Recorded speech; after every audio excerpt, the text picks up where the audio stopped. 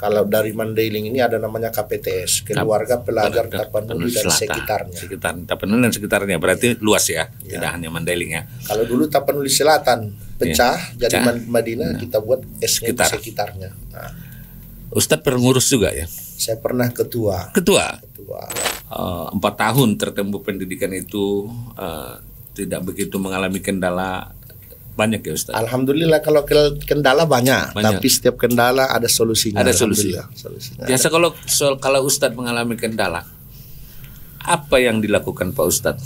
Kalau biasanya saya ada kendala itu, pertama minta doa dari orang tua, kemudian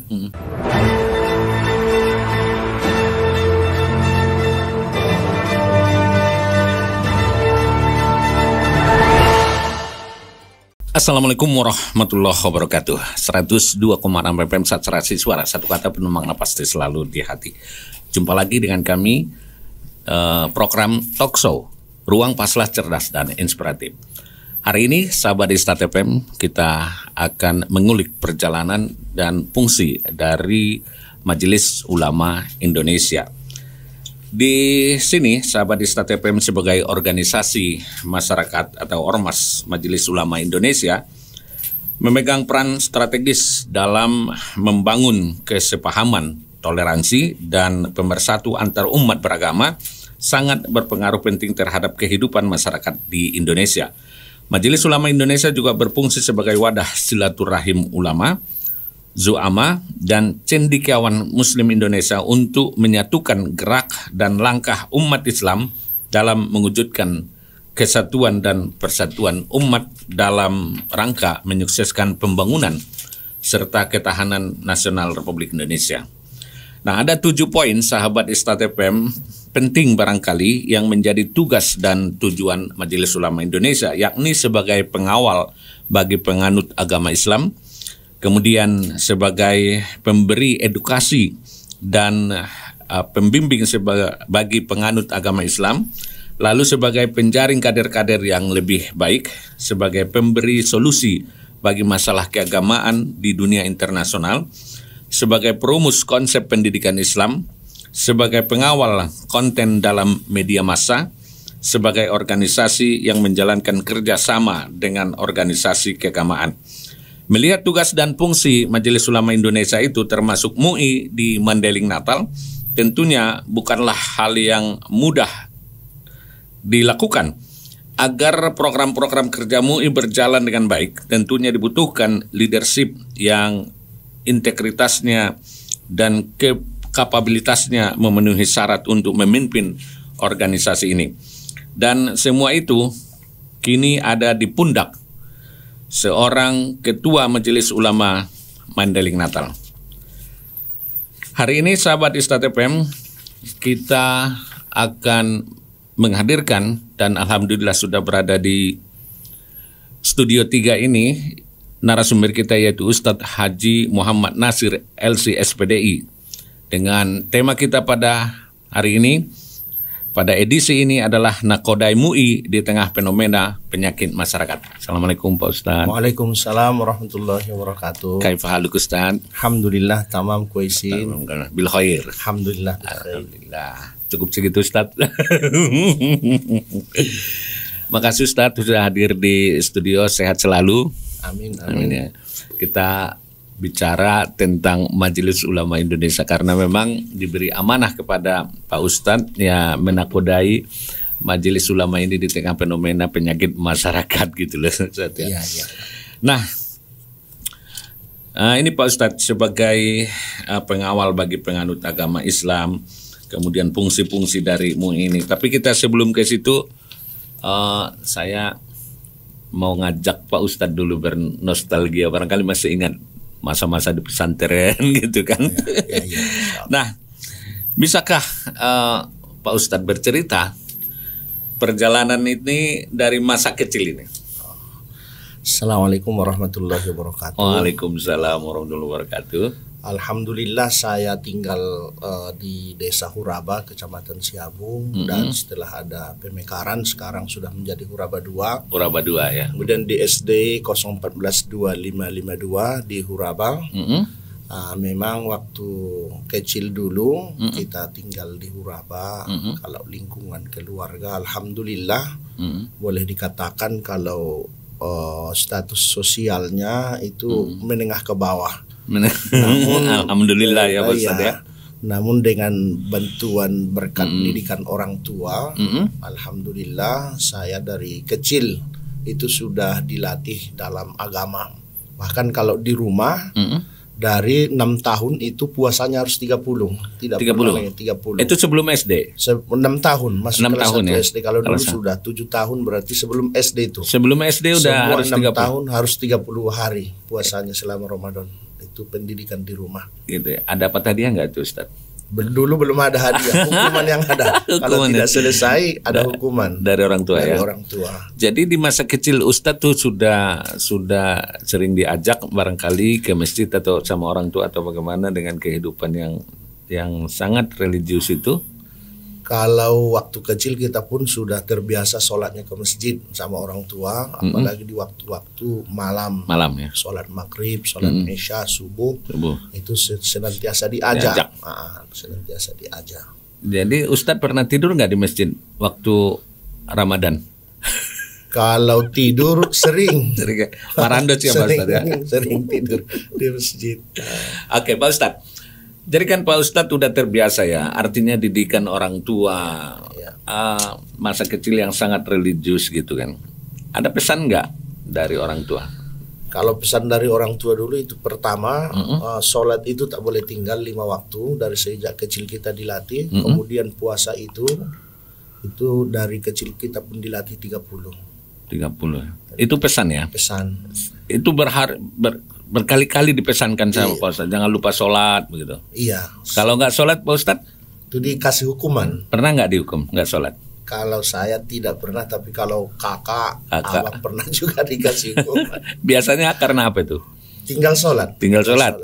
Dia tinggal sholatnya karena main ya? Main, anak-anak lah biasa main. Jadi Pak Ustadz, ingat nggak Pak Ustadz dari umur berapa Pak Ustadz yang barangkali sudah terbiasa sholat dan tidak tertinggal gitu?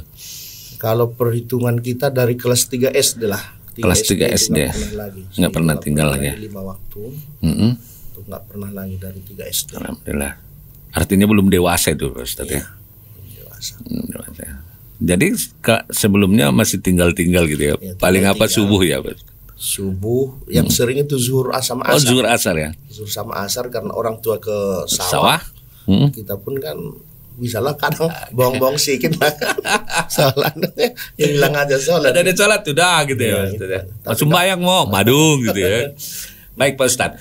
Pak Ustadz sudah terbiasa dengan begitu. Kemudian saya sangat mengapresiasi begitulah kira-kira Pak Ustadz dari kelas 3 SD tidak pernah lagi tinggal. Apakah sekarang ini pada titik sekarang ini Pak Ustadz menakodai majelis satu organisasi ulama? Ini apakah sudah dicita-citakan dari kecil menjadi ulama atau memang cita-citanya kemana gitu dulu gitu? Kalau dari dulu memang cita-cita saya tidak pernah jadi ulama tapi pemikir. Penulis, pemikir. Makanya dari dulu pun saya tamat dari Mesir itu jarang saya tunjukkan sebagai seorang ulama. Saya sebagai orang biasa, pakaiannya pun biasa. Karena saya suka berpikir. Cendekiawan gitu ya. Berpikir ya Pak Ustadz. Cuman takdirnya begini ya Ustadz. Begini. Memperbaiki umat. Ya. Oke Pak Ustadz. Tapi kan terwujud ya Pak Ustadz. Artinya keinginan Anda untuk menjadi pemikir, katakanlah penulis, sudah ada berapa karya yang sudah? Kalau karya yang sudah belum ada yang dicetak. Belum ada yang dicetak. Tapi tuntas sudah gitu ya. Sudah tuntas, ada beberapa buku kemarin yang saya buat, termasuk Selamat Anda Ustadz Luar Biasa, pernah saya tulis. Selamat Anda Ustadz Luar Biasa. Itu judul bukunya. Di dalamnya apa? Di dalamnya termasuk bagaimana kriteria seorang ustadz kalau mengajar di pesantren kita ke pesantren kita apa akan kita fokuskan. Itu ya. Kemudian pernah juga saya tulis Selamat Anda Santri Sukses Dunia Akhirat, itu pernah juga saya tulis. termasuk kiat di dalamnya gitu ya. Bagaimana seorang santri itu biar sukses ya. Baik yang datang dari diri atau yang berpengaruh dari luar. Bagaimana dia memposisikan dirinya agar menjadi santri yang cerdas dunia akhirat. Pernah kita tulis. Kalau buku-buku tentang fikih gitu, tentang apa gitu. Kalau fikih kemarin yang pernah saya tulis tapi tidak selesai itu fikih terkait dengan masalah fikih apa kemarin saya buat namanya. Tapi terkait dengan berhias. Bagaimana hukum bertato, bagaimana memakai gelang, bagaimana mencat rambut, bercelak gitu ya. Bercelak, bagaimana meratakan gigi dan sebagainya. Meratakan gigi. Saya buat. Yang pakai behel itu ya, pakai behel itu bagaimana hukumnya gitu ya. Oke. Baik Pak Ustadz, ini kan Anda memang terlahir dari keluarga yang religius ya Pak Ustadz ya. Alhamdulillah karena kedua orang tua sudah sangat memperhatikan amal kewajiban gitu ya pada masa kecil, misalnya diperintah sholat, diberikan hukum kalau tidak sholat begitu kan. Nah, apakah ini pengalaman yang menarik paling berkesan pada masa kecil Anda, misalnya pada saat sekolah di pesantren di mana Pak Ustaz? Di Darul Ikhlas. Darul Ikhlas. Itu dari kelas 1 sanawiyah. 1 sanawiyah. 3 aliyah. 3 aliyah. Berarti begitu tamat SD langsung ke pesantren. Pesantren. Di dalam lingkungan pesantren itu apa yang pernah rasakan dalam lingkungan itu? Sulit, bahagia, duka? Di pesantren dua-duanya itu ada namanya duka, ada suka ya. Cuman lebih banyak sukanya. Lebih banyak sukanya daripada duka. Cerita sedikit saja. Sukanya apa pada saat di pesantren Pak Ustadz? Karena saya dulu pun di pesantren itu tak suka pulang. Karena saya lebih tertarik dengan lokasi mondoknya itu. Biasanya kan orang ada libur 2 hari, 2 minggu, ada libur ya? 2 bulan. Saya dari kelas 4 itu jarang pulang. Kalaupun libur 2 bulan saya tetap di pesantren. Paling saya pulang 27 Ramadan. Itu sampai ya 3 Syawal. Itu sukanya. Memang sudah sangat suka di lingkungan pesantren itu. Alhamdulillah. Karena cocok dengan kita. Cocok. Kalau pulang ke rumah itu biasanya kan sering kawan pun gak ada yang cocok, situasinya pun gak mendukung, lingkungannya pun gak mendukung. Pada saat itu juga kan kegiatan paling menonton. Tapi kan kalau pulang misalnya ke rumah makannya enak gitu. Kan di pesantren kan terbatas Pak Ustadz. Kalau masak sendiri gitu. Paling itu yang paling enak, masak sendiri itu sama sendiri kawan. Juga udah bagian dari suka ya. Tidak bagian dari duka gitu ya. Bukan, kita sukanya masak sama kawan, kan makan sama kawan. Rame-rame. Masih ingat nggak Pak Ustadz waktu di pesantren Ustadz punya teman akrab gitu ya? Iya. Siapa itu Ustaz? Masih alhamdulillah kawan-kawan kita yang akrab itu sampai sekarang pun masih akrab. Boleh dong, siapa Ustaz? Satu kawan kita Haji Ahmad Siddiq LCMA, dan itu sekarang mendirikan pondok pesantren Al Barokah di Desa Janji Maulin Baringin. Di mana itu Mas? Kecamatan Sayur Matinggi ya, Tapsel ya. Iya, Tapsel. Ada juga Ustadz Sunggul Lelo. Beliau sekarang pimpinan pesantren Al-Mukhtariyah di Nagasaribu. Padang Bolak. Al-Mukhtariyah ya. Al-Mukhtariyah. Itu alumni apa itu ya? Anaknya ya. Anaknya Sunggul Lelo. Oh, saya pernah ke pesantren itu. Ada 2 kali saya pernah ke pesantren itu ya. Di sekitaran kota ini? Kalau sekitaran kota, kalau di sini tidak ada. Oke. Teman banyak ya Pak Ustadz pada saat di pesantren ya? Banyak, alhamdulillah. Ada nggak musuh Pak Ustadz sesama? Kalau musuh nggak ada juga. Nggak ada. Biasalah anak-anak dulu berantem ya? Gitu aja kan, anak-anak berantem. Sama siapa itu Pak Ustadz? Itu dulu ada kawan kita dari Pastap ya. Dia di mana sekarang? Di Medan. Medan ya. Di Medan sekarang itu karena permasalahan kesalahpahaman. Oh, kesalahpahaman ya. Oke Pak Ustadz. Ini asik nih di pesantren gitu. Sama guru yang paling disayang siapa sih Pak Ustadz waktu di pesantren Pak Ustadz? Gurunya. Kalau guru kita ada dari Mompang, namanya Abdul Hafiz almarhum. Ada dari Malintang, Ustaz Buya Mansuruddin.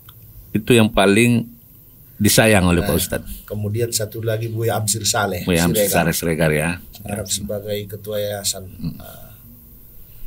termasuk. Rasa sayang mereka ke Ustadz seperti apa itu?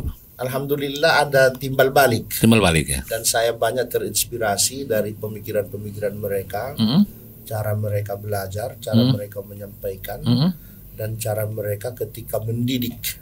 Itu tidak pernah marah tapi tegas. Tegas ya. Nah, itu termasuk. Pernah nggak dihukum, Pak Ustadz? Kalau dihukum pernah.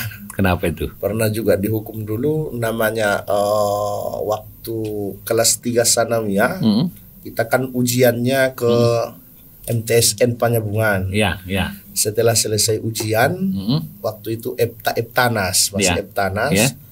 Jadi namanya anak-anak muda, kami berangkat ke Ke Sampuraga sama Patayan. Dihukum. Itu nggak boleh sama sekali. Nggak boleh sama sekali. Tapi kan kontrak juga, Ustadz kan waktu itu juga pingin dong berteman dengan Patayat gitu kan. Pada saat itulah dihukum gitu. Dihukum. Ya, dihukum. Selepas EPTA istilahnya merayakan gitu ya. Artinya pergilah makan-makan sama Patayat gitu. Rame-rame. Rame-rame. Oh, berarti tidak secara personal. Iya. Tapi semua dihukum. Dihukum ya. Tapi kalau sendiri Pak Ustadz nggak pernah apal ini misalnya kemudian dapat sanksi apa gitu enggak ya? Kalau sendirian enggak pernah. Segala tugas-tugas pelajaran itu mudah-mudahan Alhamdulillah, semuanya dapat alhamdulillah. Ya. Nah, Pak Ustadz, pengalaman itu tadi di masa kecil. Lalu Anda selesai di pesantren, kemudian melanjutkan ke Mesir ya Pak Ustadz, kalau nggak salah. Belum, saya waktu tamat dari Darul Ikhlas melanjutkan lagi ke Medan. Di Medan di mana? 2 tahun Pondok Pesantren Abdurrahman bin Auf. Abdurrahman bin Auf. Khusus tahfidz Al-Quran dulu.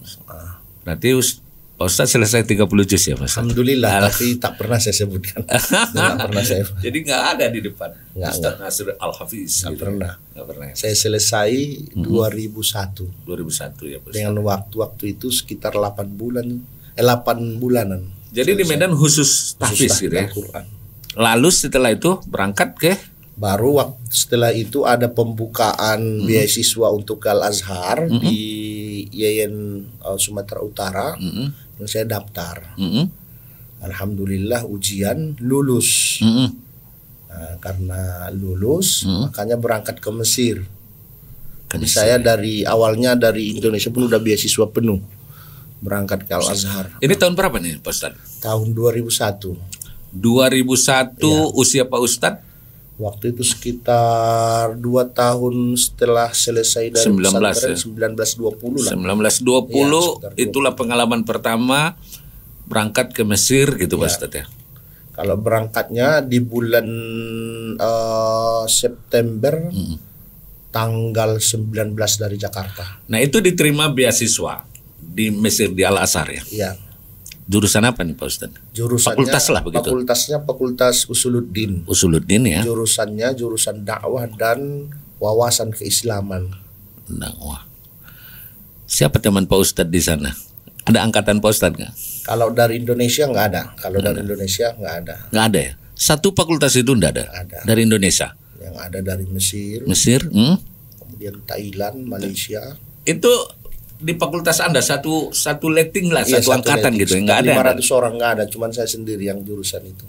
Tapi kan orang kita banyak juga di Al-Azhar gitu ya. Tapi mereka biasanya di Fakultas Usuluddin, biasanya jurusan ilmu hadis, ilmu Al-Quran, kemudian dakwah, falsafah, akidah dan falsafah. Kalau saya sendiri di dakwah dan wawasan keislaman. Wawasan keislaman ya. Mungkin orang tidak tertarik karena banyak kali mata kuliahnya. Oh gitu. Ya, artinya bukannya sulit masuknya ke situ ya, karena memang tidak begitu tertarik orang karena banyak mata kuliahnya. Itu SKS-nya banyak gitu ya Pak. Rata-rata orang kita yang dari Mandailing lah, misalnya di Al-Azhar itu masa itu siapa? Meskipun di luar fakultas misalnya, artinya di beda fakultas dengan Pak Ustadz. Siapa angkatan Pak Ustadz? Kalau dari Mandailing Natal ada, tapi adik kelas. Adik kelas ya. Ya, dari Manisak Muhammad Abdu ada. Ya. Kemudian dari Panti ada juga. Kemudian dari daerah Palas ada. Ya. Kalau Mandailing Natal cuman saya sendiri, kecuali ada yang dari Malaysia. Malaysia ya. Baru semester 6 ke Al-Azhar. Al-Azhar. Itu satu universitas itu misalnya yang satu angkatan yang 1 tahun lah sama Pak Ustadz. Nggak ada yang dari Mandailing satu angkatan. Nggak ada. Berarti biasa di atas Pak Ustadz ya? Ada di atas, di bawah ada. Banyak ya kalau itu ya. Kayak misalnya Ustadz Jamil, Ustadz Irwan Effendi itu itu senior gitu ya. Senior Pak Ustadz. Dan orang itu kuliah di Universitas Al-Azhar, cuman kuliah syariah Al-Islamiyah ya. Beda kampus atau satu kampus? Beda gedung. Beda gedung ya. Oke. Biasanya pergaulan Pak Ustadz di sana gitu, ngumpul nggak sama mereka tuh? Kalau saya kemarin karena melihat bagaimana bahasa kita supaya bagus, saya hanya 6 bulan bergaul dengan orang Indonesia, dalam arti satu kos dengan orang itu, dan saya milih pindah ke asrama. Oh, ada asrama di Al-Azhar ada? Untuk orang selain Mesir, namanya Madinatul Bu'us Al-Islamiyah. Dan saya tinggal di sana pun satu gedung itu, cuman saya kalau orang Indonesia di gedung yang itu. Sedikit orang Indonesia tertarik masuk ke Bu'us.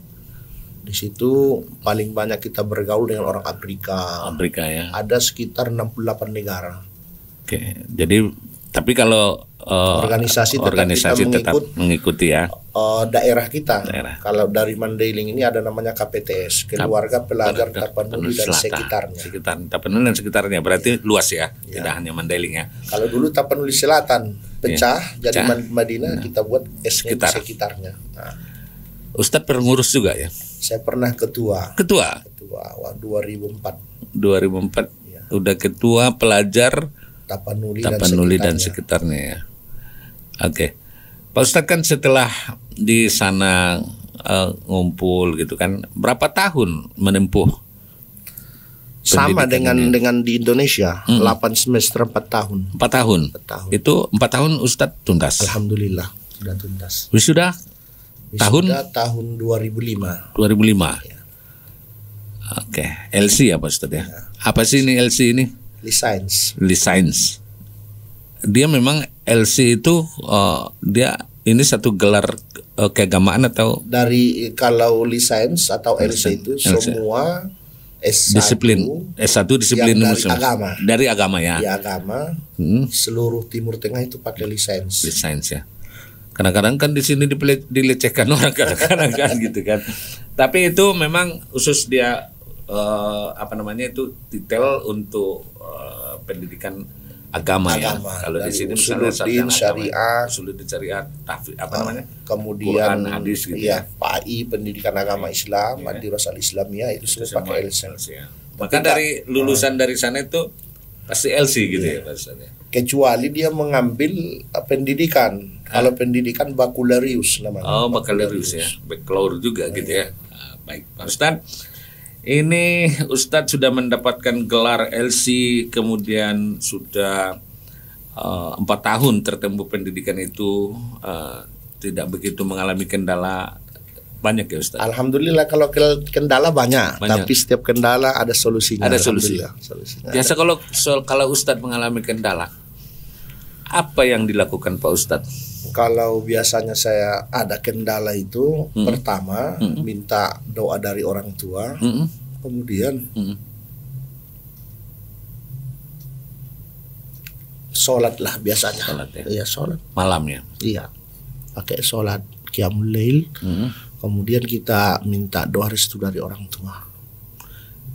Pak Ustadz nelpon ya sama orang tua gitu? Iya, pada saat itu udah bisa, tapi melalui melalui Yahoo masih itu. Yahoo. Pakai Yahoo. Biasanya mengalami kendala itu di bidang apa Pak Ustadz?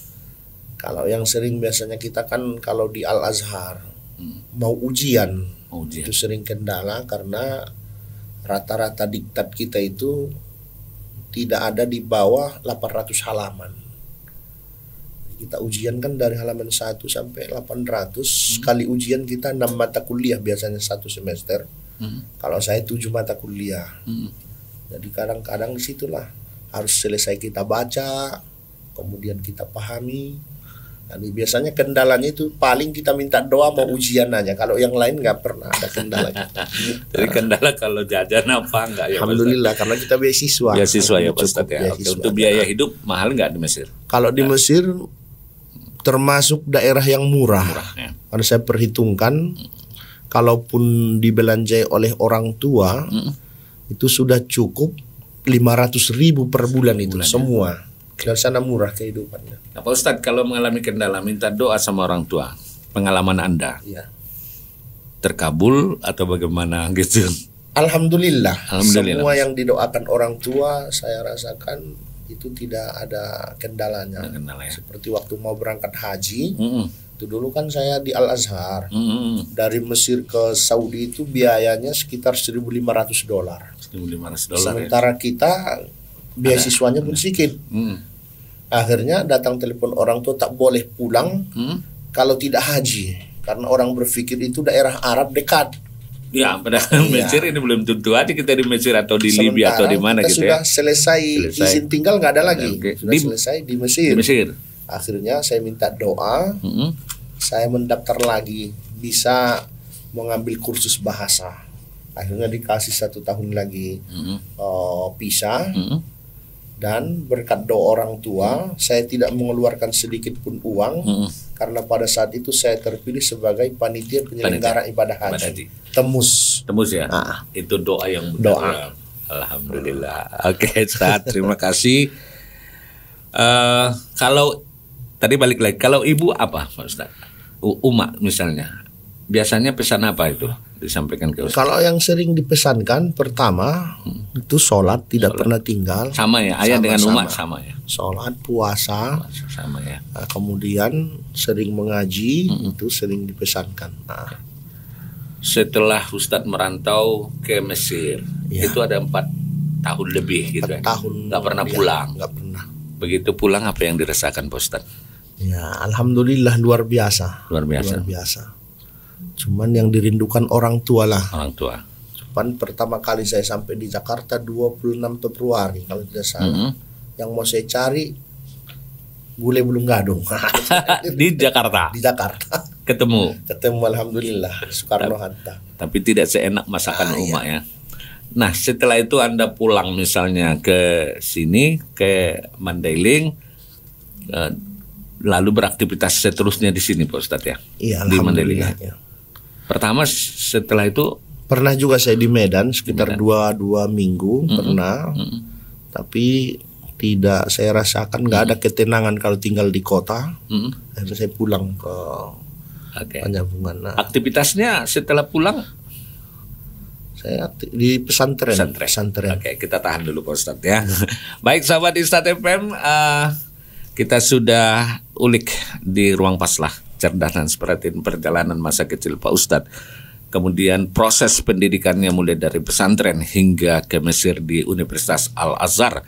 Kisah-kisah yang disampaikan ini mudah-mudahan dapat menginspirasi kita, menginspirasi sahabat Istad FM semuanya.